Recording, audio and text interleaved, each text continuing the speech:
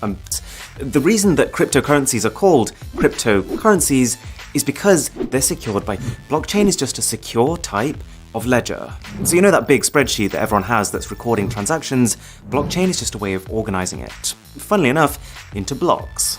So every time I pay for something with Bitcoin, that transaction is recorded as a block. Each block contains transaction data, like who was paid and how much, a hash, which is a unique identifier, and the hash of the previous block in the sequence, or the last transaction that was recorded. And the pivot on which this system rests is that if something in a block is changed, then that block's hash will change. You might be starting to see where this is going. Because each block also contains the data of the previous block, if the hash of the block here changes, then the next block will no longer have a matching hash with it, and so every subsequent block after that one becomes invalid.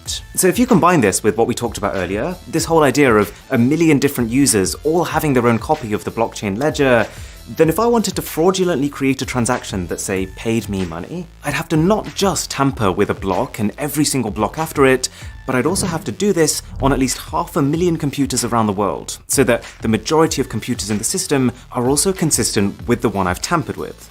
Probably not gonna happen. Whereas just hacking into someone's dollar account and sending myself money, that does happen. And it's sometimes as simple as just literally guessing someone's 6-digit PIN.